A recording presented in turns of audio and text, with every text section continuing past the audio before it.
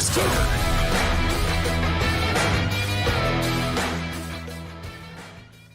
Oh, yeah, it is. But it's not just any Ross Tucker football podcast. That's because it's a teaching tutorial Thursday presented by DraftKings. That means that Greg Cosell, the civilian GOAT, 45 plus years breaking down the tape at NFL Films, is in the house. We'll talk to Greg about some of these trades that went down a couple days ago, as well as the biggest games, week 10 already in the National Football League momentarily. As a reminder, tomorrow already, not only am I giving you my picks straight up for every game in the NFL, as a reminder, you can also hear my picks against the spread on the Even Money podcast, but also I'll be announcing winners. Someone that went the extra mile spreading the word via social media or rating and reviewing the show, someone that took advantage of one of our glorious sponsors, and then someone that made a YouTube comment. I love sending you guys signed press passes or football cards or pictures if you prefer, and you can automatically get one of those if you get the best holiday gift I'm aware of for a loved one, myfrontpagestory.com. It's Big Show time. The Big Show. Greg Cosell is presented by Smirnoff, the world's #1 vodka. Please drink responsibly. Greg, let's start with a couple of these trades. Curious to get your thoughts. I think most people have a pretty good idea about Marshawn Lattimore, but big move. It was the biggest trade compensation, 3rd and 4th round picks, the Commanders to the Saints to bring in Lattimore. What has Lattimore been? What is he still at this stage of his career? What's he bringing to the Commanders? Yeah, he's been injured quite a bit the last couple of years, Ross, but there was a stretch of 2-3 years, and I'm sure you remember, I'm sure fans remember, where many considered him a top 2-3 corner in the league, and I think that was a fair assessment. He was a physical corner.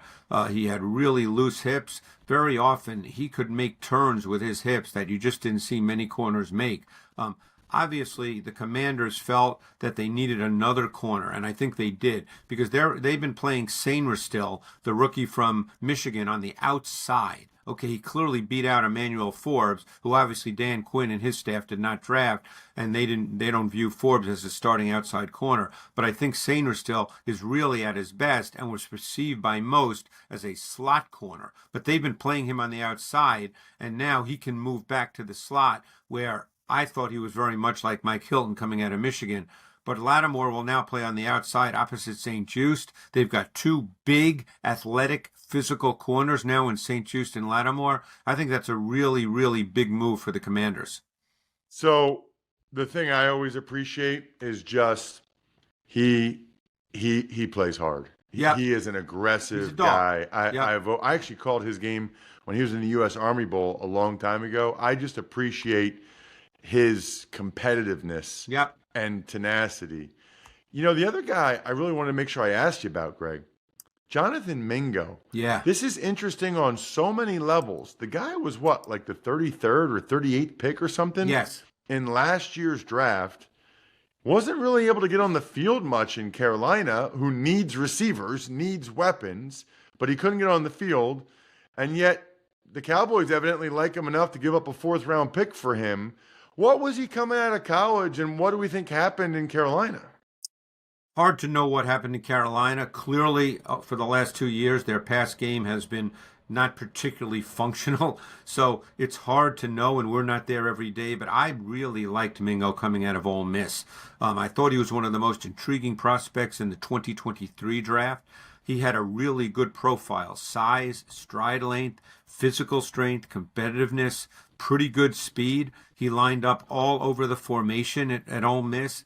I thought he was one of the top 5 receiving prospects in the 2023 draft. It's easy right now to say, what are the Cowboys doing? Mingo hasn't really produced. I don't think he scored a touchdown in 2 years.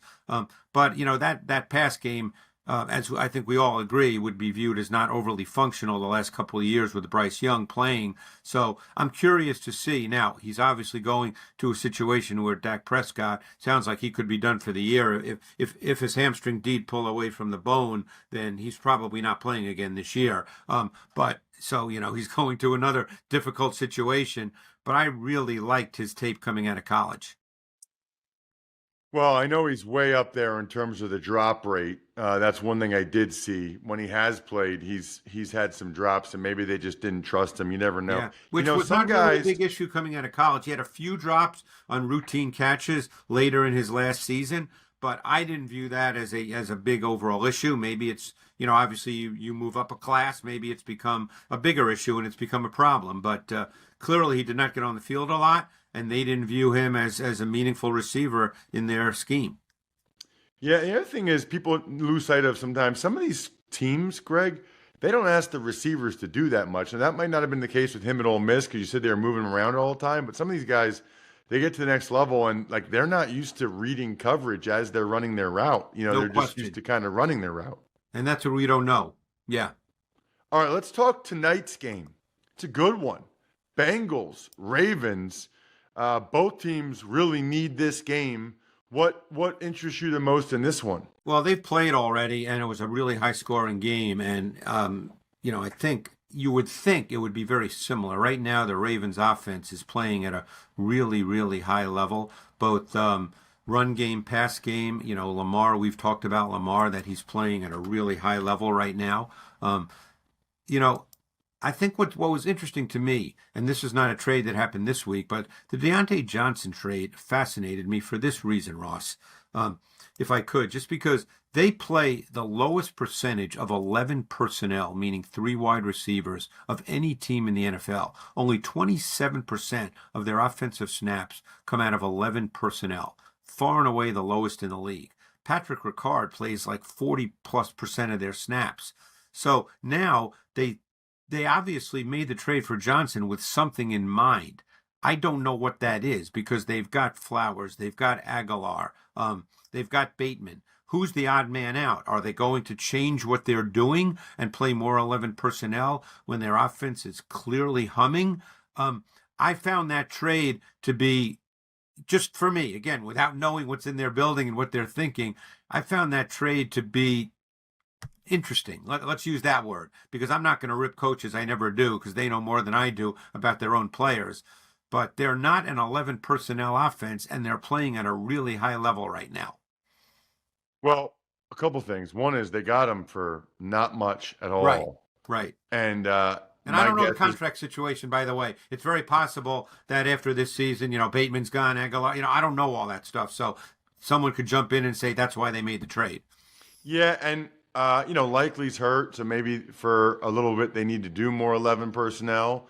My guess is they probably see Deontay Johnson as an upgrade over Bateman and Aguilar, and that by the end of the year he'll be playing more than those guys. But probably we'll see. I mean, those guys, certainly the game I did against the Browns, those guys let down Lamar Jackson for sure with some critical drops.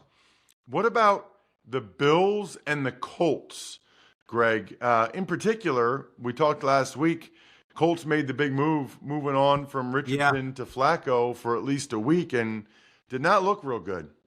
No, their offense did not look particularly good, but I think, Flacco will settle in. He'll have some good games. The Bills are an interesting team. They've been a running team much of this year, and then last week in a game that was close, they kind of switched up, and they had Josh Allen drop back far more percentage-wise than he had been in recent weeks. And the run game, I don't want to say they abandoned it, but they had, I think with Davis and Cook, they might have had 18 runs if memory serves me correctly, and Josh Allen clearly dropped back well over 40 times. So that was kind of an interesting change from what they had been. And I didn't think their pass game was particularly good last week. To me, their pass game's been very up and down. They don't really, which is odd to say given who the quarterback is, but they don't really attack at the intermediate and vertical levels very much. Now, that could be one reason why Josh has only thrown 2 picks. By the way, neither one being his fault. This week, the pick he threw should have been a touchdown to Coleman, and it just bounced right off his hands. But they're an interesting team on offense because they score a lot of points, and they're not turning it over, but they don't really have a week-to-week intermediate vertical passing game. Wow. Well, I think that's probably part of the reason maybe why they got Amari Cooper. Yeah, and it could be by design. I mean, maybe they're not that comfortable with their wideouts. Shakir's a really good player, but obviously he's not a vertical dimension. Coleman is still a rookie, and I think there's probably ups and downs with him still to this point. I know he has a wrist injury now, so I don't know what his status is for this week. Cooper did not play last week. That could have also limited, what they wanted to call in their playbook. So we'll see how it plays out as the season progresses. They just happen to be in a division where, they're pretty close to clinching the division. This next game, Greg, is really interesting with the Patriots and the Bears. Now, I don't go back unless it's a game I'm calling. I don't go back and watch the All-22 or the coaching tape of these guys. But what I do see of them, watching the highlights, watching Red Zone, watching some cut-ups of the games, is it crazy to say that it looks like Drake May is playing better than Caleb Williams when you just watch them and see them in the pocket and what they're doing? Yeah, and look, you know me well enough to know I don't make definitive judgments about quarterbacks, week to week and based on their rookie season, because there's a major learning curve, which I think unfortunately has been lost in the minds of a lot of people, especially when a quarterback every once in a while steps in and does well. So they assume that every quarterback is going to step in and do well. And if they don't, that means there's something wrong with the coaches. I think Williams, where I think he needs work, and this is not a surprise, by the way, and he could get there. I don't think that he has a great feel for the pocket. And by the way, we've discussed this. A lot of people will hear that and say, I don't know what I'm talking about because he's so mobile and he can make plays outside the pocket. You and you play at our line, so you know exactly what I'm talking about. There's a major difference between moving within the pocket, which helps your offensive lineman, as opposed to just getting out of there, which very often hurts your offensive lineman. And I think he needs to continue to work on moving within the pocket. And I don't think he has a natural feel for that right now. Can he get there? That's a hard question to answer. He's incredibly gifted. The ball comes out of his hand about as well as you could possibly want, and he'll make some great throws. But he just needs some work on the subtleties and nuances of the game, which is different than designing plays for him. Those are two different things. I'm talking about the fundamentals and the mechanics of the position. May, on the other hand, I think his second start, it was the start prior to when he got the concussion. I forget who that was against. Maybe New Orleans, if memory serves me correctly. He looked very, very good. This past week against Tennessee, I thought it took him a while to get into the game. I thought in the first half, you could see it on tape. He was just reacting too quickly. Everything was happening a little too fast. And then in the second half, he settled down. People probably look at the interception he threw in overtime. That was not a bad read at all. It was a good read. He just made a really bad throw, but it was not a bad read. So, these are quarterbacks that have ups and downs. You don't want to get caught up in judging and making a definitive statement about every single snap because some are going to be good, some are going to be bad. Well, it's funny what you say about the pocket movement. I would say that's probably maybe my number one criticism of Jalen Hurts. He does not have a great feel for movement in the pocket. I think there's a lot of times where he could move subtly and still throw the football. I will say this. I think he's gotten better at it. He's not bailing and running to the right as much as he was. Yep. But I still don't think that's a strength. When you've seen some of these other guys over the years, Breeze and Peyton Manning and Brady and some of these guys, that they're just masters at sliding around that pocket.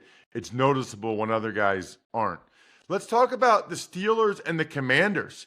It's a big game. We talked about the new corner for the Commanders, but the Steelers also got a new receiver in Mike Williams. Yeah, I think the Steelers are settling into a very interesting team on offense with Russell Wilson. In some ways, it's similar to the way in which he played when he was with Seattle. In the last two games, and of course they're coming off a bye, but in the two games he started, Najee Harris had, I think, 19-plus carries in each game, rushing for over 100 yards. Wilson, a lot of rollouts, a lot of design movement, a lot of play action, taking some vertical shots as well. That's where Mike Williams can come in as well, because that's essentially kind of what he is. I mean, assuming health. he's been injured so much in his career. It's hard to get a true read as to what he still is, but that's what he is at his best. So they've got vertical dimensions now with Williams and Pickens. Even Austin can run. I mean, I remember when he came out of Memphis, I believe he was an under 4.4 guy because he's a track guy. So their offense is settling into, I think, what really fits Russell Wilson. So you've got the run game as the foundation. You've got the design boot action, whether it's straight boot or play action boot, get him out of the pocket. And then you've got the vertical shots. That's what Russell Wilson does best as a quarterback. And with the defense they have, in some ways, it's very much the Seattle model. I mean, I don't know if their defense is quite the Legion of Boom, but it's a very, very good defense. And they just upgraded it as well with Preston Smith. So, their team, they're a very interesting team now going down the stretch. Well, and Russell Wilson, he's going to throw it to a guy if he trusts him in man-to-man coverage. No question. And that's Pickens, and that's Freiermuth. And now if they have another guy, yeah. Now they have Mike Williams. Now he's got a bunch of guys that he's going to give them a chance because he doesn't look at them as 50-50 balls when they're good, and they're not. Those guys. No. Those guys come down with more of them, and it fits what he is as a quarterback. It fits what he is. The offense now fits what he is. Yep. Let's talk about one of the bigger games on Sunday: Eagles Cowboys. Cowboys looks like Cooper Rush will be the quarterback. Yeah. Everybody always curious what you're seeing from the Eagles too, Greg. Yeah, the Eagles have also settled in much like the Steelers. Saquon Barkley, percentage-wise, has the highest percentage of first down runs of any back in the NFL, Ross. So we know what they have settled into. And again, we don't have to interpret this. This is how they're playing on offense. This is how the coaching staff sees them playing on offense. And Hurts does not turn the ball over. That cannot be overstated, Ross. You know that as a former player. He does not turn the ball over. They've won 4 in a row. He's not turned it over. They're not asking him to drop back 35, 40 times a game. And there's no question that his running ability, situationally, designed runs, scrambles, that defensive coordinators in the league they are game planning for that stuff. That is a meaningful part of their offense. It makes their offense difficult to defend. They're going to take their shots. Hurts is a really good deep ball thrower. I think about the 46-yarder he hit to Smith last week. I think it was either late third quarter, early fourth quarter when the game started to get close. They lined up in 13 personnel, okay? 3 tight ends. Play action, mini boot action. It's a shot play. And Smith ran a great route. Hurts made a great throw, hitting him in stride, and then he threw the touchdown to Smith, which was also a great throw. So Hurts can get the ball down the field, and they're going to attack down the field based on the construct of their offense with Barkley as the foundation of it. Any Cooper Rush thoughts or no? I mean, when he's played, he's actually been, played pretty well. I didn't study him this week. I didn't go back and look at him from I think he started 5 or 6 games. But you can line up and play with him. The problem they have is they just have no run game whatsoever. Just none. And, obviously, even Dak needs a run game. Cooper Rush is certainly going to need a run game. And by the way, the Eagles defense, they're playing much, much better. Cooper DeJean has really, I think he's been starting since week 6. He's played really well. Zach Bond has played at a really high level for pretty much all this season. And in the Vic Fangio defense, linebackers are really, really important. That's a great point about Bond. That's an unbelievable story to find a guy as an off-the-ball inside backer that who never played stack backer. That is wild. Let's get to one of the juicy games. Sunday night, Lions-Texans. Yeah. The Lions made a trade for Zadarius Smith. I don't know if he'll play or not Sunday night. I know they said they gave him a couple days off or whatever, but this would be a good team for him to play against. I was watching some Texans, the sacks they gave up against the Jets. It's very disappointing. Very disappointing. Their pass protection, and I think it's really affecting Stroud, Greg. I agree 100%. Stroud's had some tough games this year. Some of it's been on him. Some of it's been on the protection. You could see that he's not as comfortable as he was a year ago. He's starting to rush himself, and he's missing some throws, routine throws, because he's rushing himself. You can see it.